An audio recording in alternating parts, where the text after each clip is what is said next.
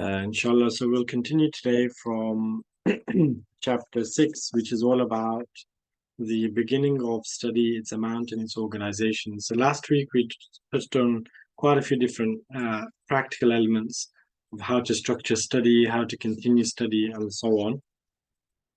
So today we'll continue from page 30, from the second paragraph,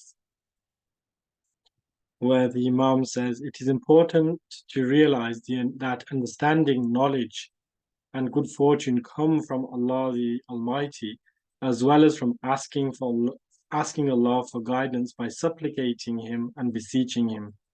So he makes a very perhaps important point, of course, but a point which is really underestimated or highlights a principle which is underappreciated. And that's the power of dua.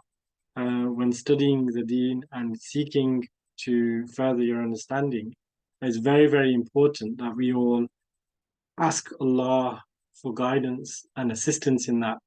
And there's so many hadith, there's literally chapters of hadith written about supplication du'as, the importance of du'as, and how we should go about that, to the extent that there's a hadith written, it's in Mishkat Sharif. The Prophet ﷺ said that the person who doesn't make dua, Allah is angry with that person. And another hadith which refers to the fact that people should make dua for everything, to the extent that any shoelace which is broken, right? So make dua for that shoelace. So meaning that everything from the biggest thing to the smallest thing should be something which is included in our supplications. And we know that, those du'as are answered, which we continuously ask for, regularly ask for. So some people say, well, why do people always make the same du'as, maybe in the obligatory prayers or in Jamaat and so on? The Imams tend to recite the same du'as. It is for ease, perhaps also for repetition, but there's a great wisdom in repeating the same du'a, because that is the du'a that Allah is likely to accept. The du'as which Allah is unlikely to accept, and in fact, in a hadith it's mentioned that Allah Ta'ala does not answer the dua of a person who gets tired of asking, is actually Allah won't answer my dua. So on that basis, he stops making dua for it. Okay, so the duas which are answered or most likely to be answered are those which are regularly asked for. So that's why we ask for the same things again and again and again and again. So have a regular dua, which includes, for those who are seeking knowledge and understanding of the deen, that should be included in that. That Allah Azza wa Jal open our hearts and our minds and give us the capacity to study, to understand the deen, to remain steadfast, to remain sincere. So literally write a dua down in relation to that and keep asking it for every single dua.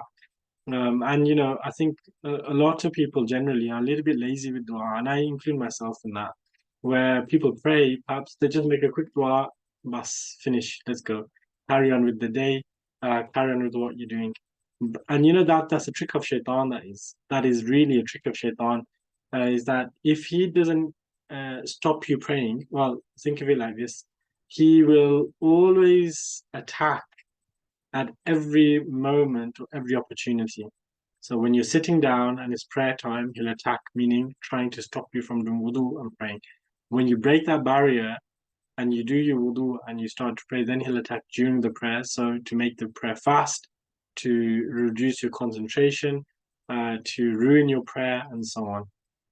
Once you get past that barrier, and the prayer finishes, he attacks you. So you hasten to leave the musalla without making dua, and that's a loss. And the fact that shaitan attacks people at that juncture also confirms that there's actually power in the dua that we make in our supplication. This is the only time actually we are directly conversing with Allah Azza wa Jal, meaning from our heart to Allah Azza wa Jal, right? And it has a lot of potency. It's very powerful, and that's why shaitan attacks people in their du'as. And so it's very important to fight against that temptation to hasten away from the musalla once the prayer is done, and to make a point of sitting down and making a proper du'a. Okay, and again, just to emphasize, have regular du'as that are made for every prayer. Okay, because that is a sign that you really want something.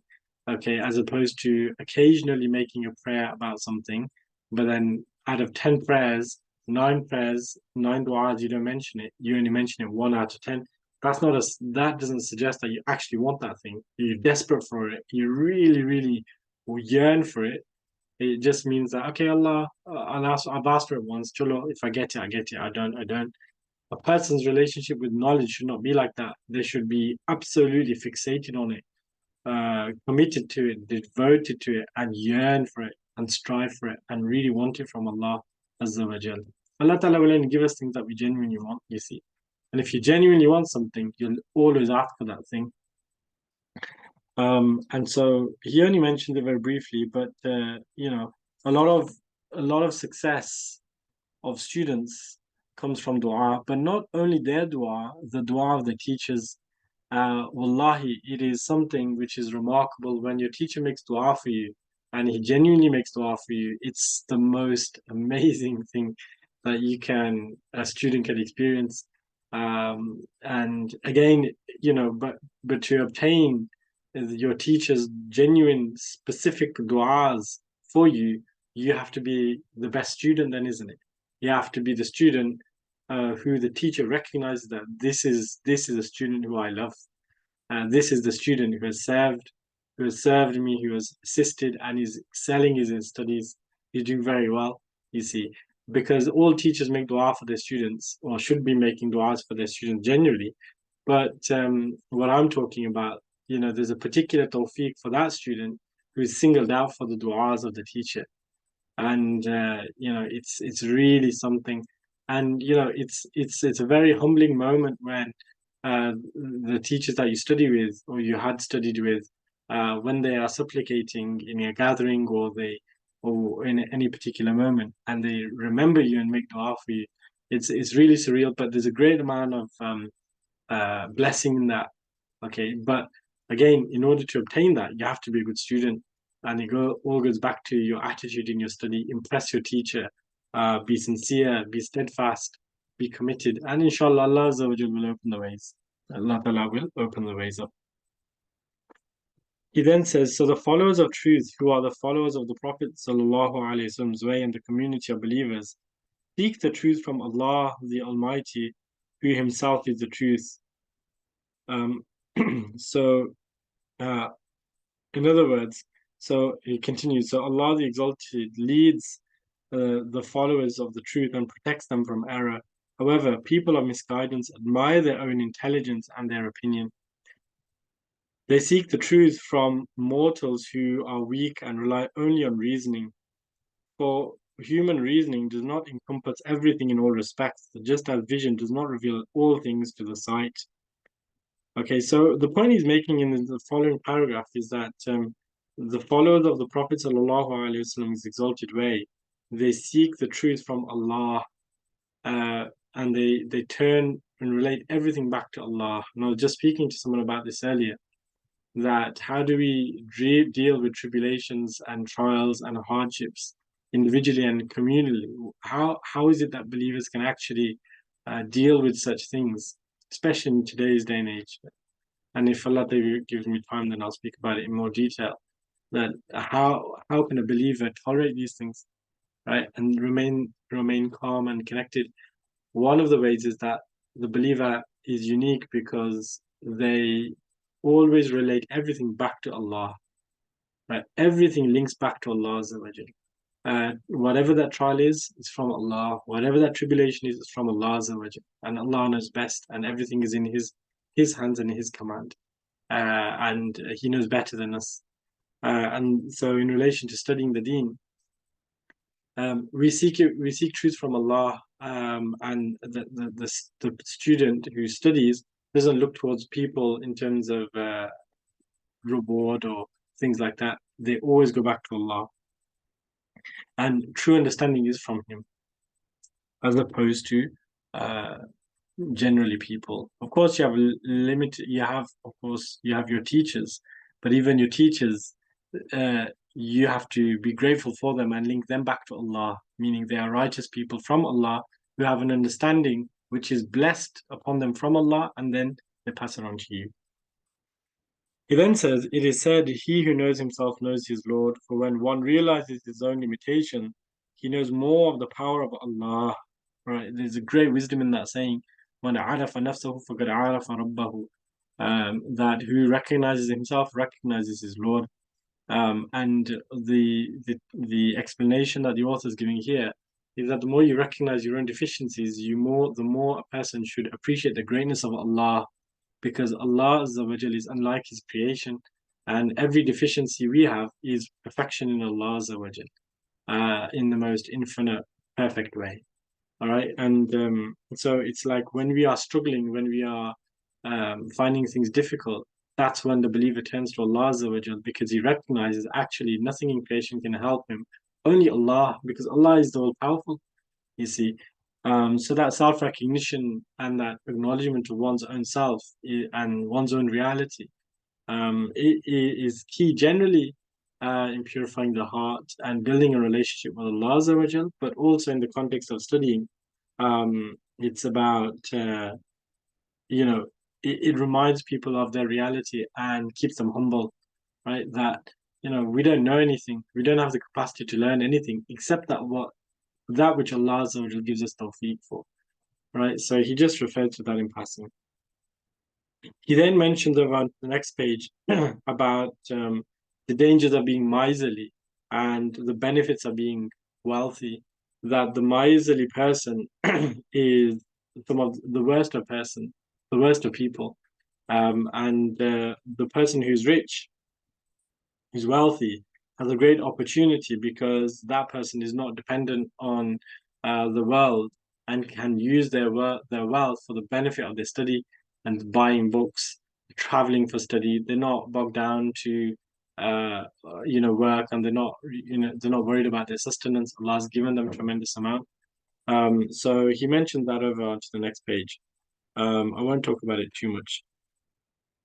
He does make quite an important point towards the bottom of page 31. He says, "So it is essential in the quest of knowledge that one pursue the highest aspiration without coveting the wealth of people." The Prophet ﷺ said, "Beware of being covetous, for it is ever-present poverty." So, in other words, what he's reminding us that in the pursuit of knowledge and understanding of the Deen, one must not be pursuing wealth or other people's wealth by virtue of that knowledge. So, in other words, I'm learning. Why am I learning? So, if I study X to a certain level, I can demand higher wages, or I can demand more money from people when I teach classes, right? Because that's insincere. That's not the reason why we study the Deen, right? It might be, a byproduct or a natural consequence that people reward you or give you financial income because of your position. But that's not the primary or secondary reason for studying the Deen. Nobody should study the Deen so they can acquire people's wealth.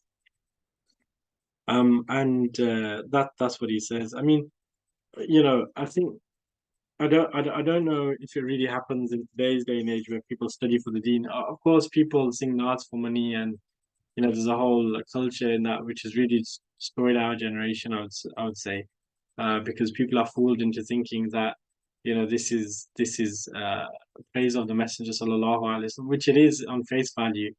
But praise of the Prophet sallallahu alaihi wasallam is from the heart, is genuine. It has to be genuine to have a genuine effect on people. And again, I was discussing this with people before, is that pure hearts look for pure praise, but polluted hearts are happy with polluted praise, right, or corrupted praise. And now what we see is, people, again, I'm not immune from this, but the culture there very much so is, okay, you have the Naat Sharif, but add as many instruments, add as much razzmatazz to that, to basically jazz it up, right? To make it more appealing to the masses. But in the days gone by, people were just happy with the righteous person singing praise from his heart genuinely, without any of the show or the facade, because the people of the past, they had pure hearts, and that's why their hearts were attracted to pure praise of the Prophet sallallahu alaihi wasallam. But because our hearts are so polluted with the dunya, we are just happy. The more polluted a song is, which a purported praise, I mean, the more it appeals to us. And the more, the more eccentric that phrase is, the more we like it. And we don't like the simple knots anymore. But those are the knots that we grew up with, you see. Anyway, we're off on a tangent, but um, the point being was that seeking wealth from learning, and ulama, people do have a little bit of a culture. I mean, I don't know how prevalent it is now, but there is an entertainment aspect of learning and speaking. So people speak to entertain people to acquire wealth. For those people who genuinely study, I don't think it's too much of an issue personally, but it's always a good reminder. Um, okay. Then towards the end of the lesson, he just reverts back to some practical points, and he said. He said, it is necessary in seeking knowledge that one enumerate and measure for oneself the amount of repetition required to learn a lesson. Right? So always think about how much you need to revise a lesson. It is further necessary to repeat yesterday's lesson 5 times, the lesson before 4 times, the lesson before 3 times, the lesson before that twice, the lesson before that once. So keeping up the revision is integral to retaining knowledge and understanding. Okay, it's not something we're used to doing, to be honest, because we watch videos or, we don't have that culture of studying. But if we are genuine about learning something, we have to revise that. And the best example is, for memorization of the Quran, people revise again and again and again. That's the way you memorize. But even with learning, and I think I mentioned this last week, so he just elaborates a bit further. Actually, yesterday's sabak lesson 5 times, the day before 4, 3, 2, 1. So always keeping in touch with the things that you've done in the past. That's what good students do. It is essential that there be no abrupt intermission in the pursuit of learning, for this is indeed harmful. Um, it was our teacher Imam Burhanuddin who said, I became superior to my companions because I took no intermission in my pursuits. So stick at it. And again, this is something which the righteous people of the past, in the recent past as well, that's what they used to embody. They never used to take breaks. I mean, I've heard stories of awliya and shuyukh being told not to attend their fathers and their parents' funeral because they are in another land studying the deen and to focus on their studies. I've heard of stories where, literally, people have, and that's the most severe scenario, isn't it? Someone's passed away and they still remain steadfast in the studies. These are times gone by, meaning those days are pretty much gone now. I mean, now it's a day that we live in a time where if someone studies something, subhanallah, it's amazing. Someone spent a little bit of time studying the deen, meaning, oh, you attended a lesson, mashallah, well done, excellent. You attended one lesson, well done. That's the time we live in now. And not to belittle that one lesson, but it just goes to show where we were a generation ago and where the community generally is now. So we always have to strive to work hard and achieve, because that's the only way someone will achieve something, is if they actually persevere on that thing and prioritize it over some other things. But again, we prioritize all the wrong things. We'd rather, you know, there's a slight distraction, oh, I can't do it. If there's a slight issue, oh, I can't make it. Even if you haven't got an issue, can't make it. You know, my teacher used to say, it was so funny. He had quite a dry humor, and if I didn't attend lesson, he'd call me. He'd say, "Where are you?" And he wouldn't even say "salam" on the phone. He'd just say, "Carl, where are you?" And I'd say, "Oh," because I was so scared to even tell him that I can't come to lesson. So sometimes I had to call him. Sometimes if I didn't call him to tell him, then he'd call me and say, "Where are you?" And I'd say, "Oh, I'm whatever it may be." And he goes, and then he knew that people in this country are not as committed as you know people of their generation. So he took a bit of leniency. But if I miss 2 days in a row, he would really get angry. that he'd say, what kind of tamasha is this? What kind of nonsense? Is this how you study? He'd actually, and I was a grown man at this stage, so it wasn't like I was a child. He'd shout at me. And then if I didn't answer the phone, he'd call my parents. He'd actually call my landline and say, where is he? He'd call my home and say, where is he? Why is he not answering the phone? He didn't come to study today. Why is he not coming to study? And that's how seriously he took it. And that's istiqamat, you see. That's the passion of the teacher. So the passion of the teacher rubs off on the student as well. And but it's funny. The funny thing that I was about to mention is that sometimes he'd call, and I'd call him to say, look, I can't make it today. And he'd say, why can't you make it? And then I'd say, we have guests. For example, someone came to our home, and then he'd say, so what happened? So I'll have to say in Urdu because it's not the same in English. So he'd say, uh, I'd say, mehman aa gaya. So he'd say, to kya hua? Meaning, what's the issue? And he'd say, uh, unko bhi saath le aao. Why don't you bring them with you? And then I'd say, oh, nahi mushkil hai. He'd say, क्यों? उनको हदीस शरीफ नहीं अच्छी लगती कि नहीं आ सकते वो उनको भी साथ ले आ what's the issue bring them with you what don't they like hadith sharif bring them with you what's that how's that reason to miss your lesson he was joking that's his dry humor but the point is that's the level of righteousness and steadfastness that the teachers have is that they saw no reason to miss a lesson no reason. And they were on top of the students, like, where are you? Why are you not here? Why are you not studying? You can't even do that for students anymore. You can't be that way because students are like, who are you? Who are you to tell me? How like he's your teacher, he has every right to shout at you if you don't learn your stuff. If a teacher in the deen has got every right to shout at the student until and forbid them from doing X, Y, and Z, A, B, C until they learn what they've been told to learn. But now it's a case, and this is the same in schools. Obviously, everyone knows this. Teachers have no authority in schools, and it's the same in the Islamic society, Islamic circles. That you say boo to a student. So who are you to? Yeah, I'll learn it if I want to learn it. It's fine. It's got nothing to do with you. I'm doing you a favor by studying. But the reality is the teacher in the deen has got treasures that you need as a student. And but the odd times we're living in, it's just everything is upside down. So anyway, the moral of the story is if we study something, we must do our best to prioritize it and ensure that we don't have any intermissions without real serious excuses or reasons. Okay, so the next chapter is about relying on Allah Azza wa Jal. Relying on Allah Azza wa Jal. Now, this is such a massive, massive thing. Reliance on Allah. I mean, I'll try and stick to what he speaks about, but it's even more relevant and it's even more pertinent in the times that we live. At the end of that, in the days that we're living in, is that we rely on Allah Azza wa Jal. Everybody has feelings of helplessness and feel like hopelessness, that what is happening, why is it happening, how is it happening, what can we do, all of these things.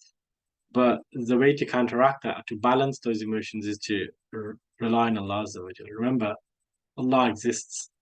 Allah Azza wa Jal is in charge, and we rely on Him, and we submit to Allah Azza wa Jal. And the more we submit, the more divine assistance we'll receive. And that's the secret, isn't it? That's one of the secrets, that the one who submits, that person receives everything. That person in their heart will receive the strength of Iman to continue, but also it will be a means of blessing for the wider society. So a reliance on Allah Azza wa Jal. It is necessary in the quest for knowledge that one rely entirely on Allah and not be worried about matters like material sustenance. One should not occupy one's mind with such concerns. Abu Hanifa related that he heard from Abdullah bin Hassan az-Zabidi, a person who devotes himself to learning Allah's religion, Allah Azza wa Jal gives him sufficient care and provides for him in unexpected ways. That and that's the case. I mean, it kind of just reiterates what I've just mentioned, that the one who relies on Allah Azza wa Jal, Allah Almighty provides for that person, enlightens their heart, pours wisdom into their heart, pours understanding into their heart, and provides for them in ways that we can never imagine. And so, in the context of studying the Deen, if we're going to study, you just go for it. If we're going to travel to Allah Azza wa Jal, we just go for it. Because we know that Allah Azza wa Jal will never allow a student of the Deen to fall flat on his face. And similarly, the one who wants to travel to Allah Azza wa Jal, Allah Azza wa Jal will never humiliate that person and will never allow them to fall on their face, provided they remain sincere and steadfast in that ambition and that aspiration. And so it's just having that yaqeen, that certainty, and in that reliance on Allah, is that, look, this is my Lord. How could He not provide for me? The one who's provided for us all now, how could He not provide for us going forward? Right? It's inconceivable for the believer that Allah did not provide for them. Right? And it's just with that attitude. Now, obviously, the manifestations of that could be different, meaning we do go through hard times, we might literally fall over and fall flat on our faces. But meaning that person will never be left without divine support, right? There'll be peaks and troughs, but they'll always come out of it in the correct way, and by the end of it, they'll be like a piece of gold. So the point is that the believer is not overly concerned about that, because Allah Azza wa Jalla is our creator. A man said to Mansur al-Hallaj, "Give me sound advice." He said, "My advice concerns your soul. If you do not keep it occupied, it will keep you occupied. It is necessary, therefore, for everyone to occupy himself with good deeds, so that the soul does not concern itself with mundane desires." Okay, so very, beautiful saying. Concerns your own soul. If you do not keep it occupied, it will keep you occupied. And so there's a principle in there, very practical principle, which is true, that how do we avoid falling into sin? How do we avoid falling into the temptations of shaitan and wasting time? Is literally to keep ourselves busy. If we keep ourselves busy with good deeds, we won't fall, we're less likely. I mean, you can't say you'll never fall into sin, or will never fall into the traps of shaitan or the desires, but we're less likely to, because we don't have time.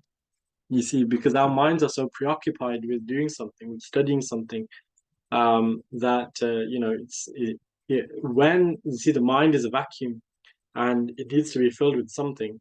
And so if we are sitting there doing nothing, then shaitan, it's easy for shaitan to attack us, because we're not preoccupied with anything positive. So the more we work and the more we do things and are proactive and keep good company, and study the deen and so on, the more active our minds are, the less like the harder it is for shaitan to attack us. That's the point, you see. And that's what he's saying.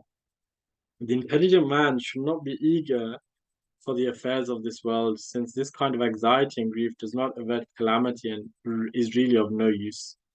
It is harmful, in fact, to the spirit, the mind, and the body.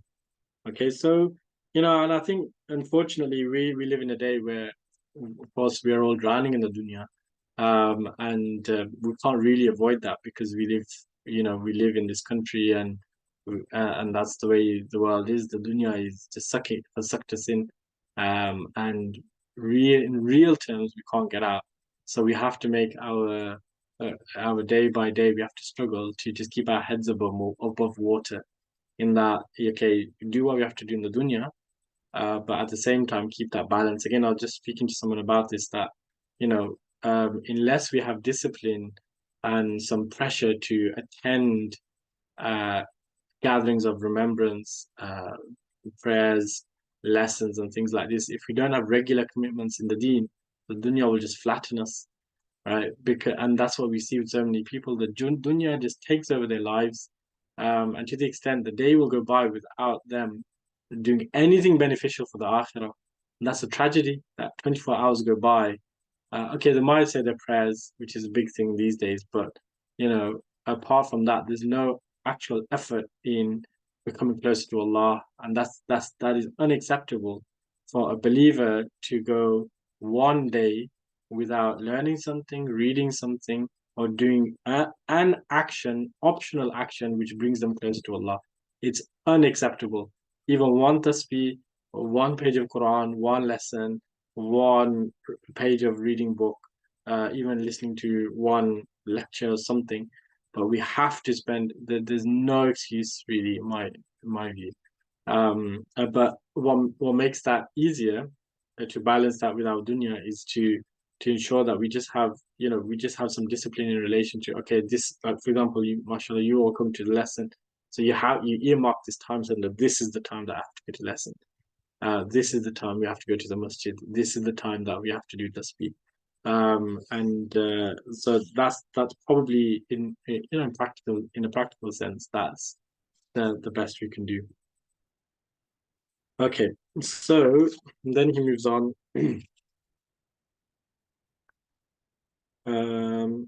It is essential in the search for knowledge to reduce one's attachment to worldly affairs as much as one can. Therefore, students elect to go abroad. One should bear patiently with the labors and hardships in the journey of learning, just as Musa alayhi salam said during his journey for knowledge in Surah Al-Kahf, that indeed we have found fatigue in this journey of ours. These words did not issue from him concerning any other kind of journey.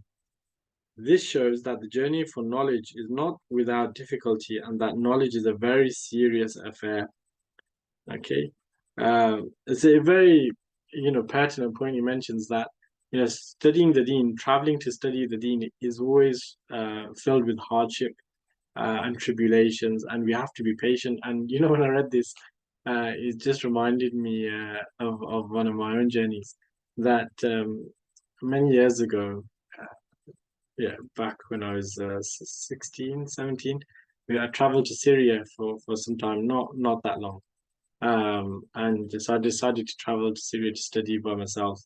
And I went there, and when I landed, I went completely by myself, and there's some brothers there who were going to assist me. I was only going for about 2 months or so. And so when I landed, obviously I didn't know the language, didn't know anything, and in those days didn't have mobiles, so I'd only called the brother before on his landline and said, "Will you collect me?" He said, "Okay." So I had no idea if he's actually going to be there or not, and if he wasn't there, I actually didn't know what to do. And so I went there. Alhamdulillah, he was there, but I lost all my luggage when I landed, so I that was just a nightmare. I didn't know anything, and it was just really, really difficult. So then we went to the place where we were staying, and it was so poor, the accommodation, that honestly I just thought, what am I doing here? Is literally during the time that I was there, I personally probably killed about 15 cockroaches, massive cockroaches, right? They had very, very basic accommodation. Don't ask me about the toilet facilities and the shower facilities. Don't even ask about that. We had no TV. We had basically nothing. During the house, it's just like sofas and that's about it really. And so it's very, very tough. And then luckily the next day they found my bags. I had to go back and I had to get the bag and stuff. And very, very, it's quite tough, very tough actually. But so when he mentions that, but yeah, again, the classic is that, okay, you want to study the deen, let me test you. Right, you want to embark on this journey for to become close to Allah Azza wa Jal. Okay, here's your first test then. But you have to persevere.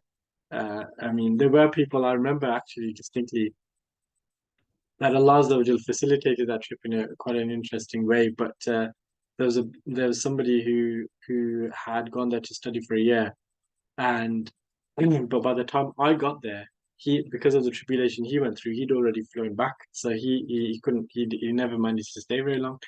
So there are people who go, Allah test them, and then for whatever reason they can't bear the test. But within that there is there is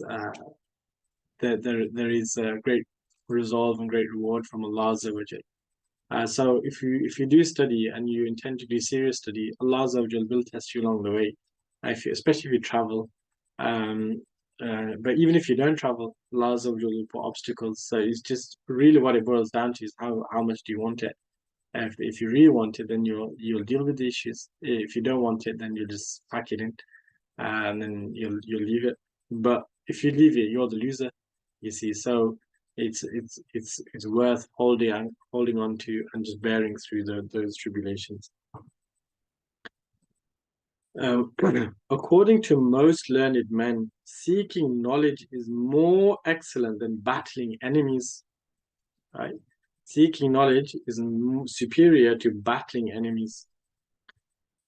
Divine recompense is determined by the amount of toil and labor one exerts.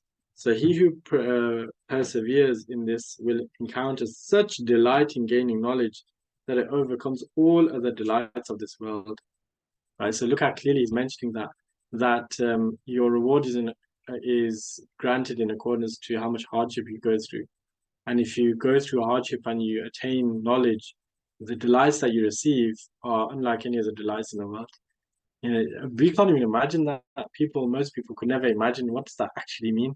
But it's interesting because people talk about uh, delights of the heart and wajd and spiritual ecstasy, and they associate that. They only associate those things with the Sufis, and they say, oh yeah, he's a wali Allah, meaning he's a Sufi. There's loads of ibadah and things, and his heart is connected with Allah, full of light, and that's all true. I'm not negating that. And such people, they're the ones who experience the delights from their heart. But the author here is saying that actually, if you go uh, through the path of learning and you struggle and strive in that path, and Allah Azza wa Jal gives you tawfiq, then you will also receive those delights. It's not necessary. It's not a necessary part of the path of learning or the path of the spiritual path. But people mustn't think that the teacher who's been studying for 30 years and been really steadfast and persevering in that journey is any less of a wali than the spiritual master who's known as the spiritual master. Okay, because Allah Azza wa Jal is infinite, and the methods of His blessings, or the means through which He blesses people and how He blesses people, there's no fixed formula, and that's the beauty of it. You see, it is obligatory for the student not to be occupied with anything else but knowledge and never turn away from learning. Muhammad bin Hassan said, indeed, this trade of scholarship goes on from the cradle to grave. So he who wishes to refrain from this pursuit of knowledge for even 1 hour might as well leave it entirely this very hour. Okay, so never turn away from it. Okay, again, this is a grand principle of times gone by when people used to study their whole lives. But it is still an aspiration. Always look to learn whatever we can learn, however we learn, whenever we learn. It's never too late, number one. But secondly, we can never learn enough. And the more you learn, the more you realize you don't know. So it's just about trying to further that understanding of the deen in whichever way we can. And now, look, I mean, not everyone's born to be a scholar, and that's a reality that every single community in the history of Islam, there's never been a case where everybody in the community has been scholars who are well versed in everything. It's always been a handful. But those who do intend to study the deen, then they have to ensure that they keep it going. But now, alhamdulillah, we have such resources in English that even if you're not a scholar and you don't know Arabic, there's enough books and there's enough videos, there's enough literature there for somebody to continue learning. And people become very well versed without even knowing any Arabic these days. There's people I've heard of, and you would have heard of as well, that actually they're not scholars at all, meaning they don't know Arabic language, they can't read the books, they don't understand from the Arabic directly. But because they've researched so well, that they are fantastically well versed, and that's the type of learning as well.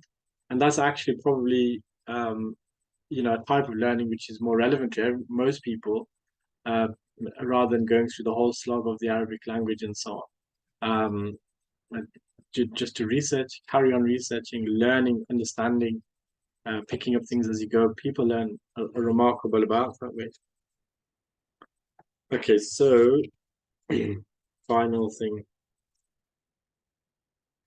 Um, this there's a story he mentions, says the learned jurist Ibrahim ibn al-Jarrah, he came to Abu Yusuf to visit him during his mortal illness, meaning his final illness, when Abu Yusuf was very close to death. So Abu Yusuf was very close to death. Abu Yusuf asked him, is the throwing of stones during Hajj on horseback superior to the throwing of stones on foot? So he's about to die, and he's asking the jurist, when you go on Hajj and you're stoning the pillars, is it better to stone whilst on your horse or whilst on foot? It's not got to do with anything. But that's the mind of the scholar. Always want to learn. There's a jurist who's come to visit me. I should ask him questions. Um, when Ibrahim bin Jarrah did not know the answer, Abu Yusuf provided the answer himself. Namely, the early authorities preferred the throwing of stones on foot. So Abu Yusuf, once the jurist didn't know the answer, Abu Yusuf answered himself. Right. So it just goes to show, and in his final paragraph, he says that this is how the people were, that they never passed up an opportunity to learn, even to the right moments, because the Hadith Sharif is that the one who studies the Deen and passes away in that state, he will be raised as the ulama on the day from the righteous, meaning the scholars on the day of judgment. And there's other hadith about that as well. Okay. Uh, it was said that after his death, Muhammad bin Hassan appeared to someone in a dream and was asked, what were you doing when you were about to pass away? He answered, I was reflecting on a certain legal question concerning a bond servant, a servant buying his freedom. I didn't even notice the departure of my soul from my body. Right?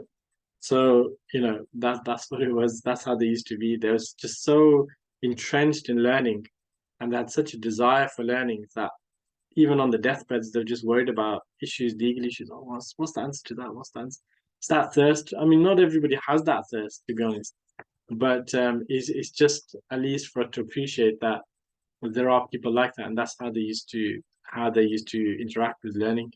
And in fact, it reminds me of Hazrat Sufi Sahib Rahmatullah alayhi, Sufi Muhammad Munir, our own teacher and guide, and he, um, even he was in his final illness. He went through a tough time, but he, in his final times, he used to talk about legal issues that we should do this, and about the imam and masa, the socks, and just some random legal issues. He'd talk about them, and it's quite beautiful to see. And that actually follows on from his own sheikh's teaching. And Hazur Sahib himself told us that once he went to see his sheikh, Sheikh Abdul Wahab Siddiqui Rahmatullah alayhi, he was buried in Hijaz, and there's a mausoleum there. And he was in hospital. Sheikh Abdul Wahab Siddiqui was in hospital. As Sufi Sahib Rahmatullah alayhi was studying in those days, and he had a book of Usul al-Fiqh with him when he went to the hospital. As Sahib Rahmatullah alayhi, he took that book of fiqh, and he started to go through the book and Usul al-Fiqh and look at it. And he said, when I get better, then I want to rewrite this book. And so they were talking about legal issues again, Usul al-Fiqh and Deen matters. Hanaki, this person is ill in hospital, severely ill. But even then, he's interested. Oh, what book do you have? Let me have a look at that book and let's talk about it. You see, so the ulama, the righteous awliya of the past, they were fully immersed in this way, fully immersed, and it's that immersion is being lost day by day. But our responsibility is to at least, if we can't embody that same level of immersion, then at the very least to appreciate that it once existed, and to appreciate that it is possible to be that way. And to strive to be as close to that, that way as we realistically and possibly can. And Allah Azza wa Jal is the most merciful, despite our shortcomings and our incapacity. Allah Azza wa Jal can still bless us with something for sure. So Allah Ta'ala gives tawfiq, inshallah, to act upon what we said. Next week, inshallah, it will be the time for the acquisition of knowledge and possibly helpfulness and good advice. So, a couple of good chapters, inshallah, coming up. Allah, see you next week then. Assalamu alaikum wa rahmatullah. Wa rahmatullahi wa barakatuh. Ameen. Jazakallah khair.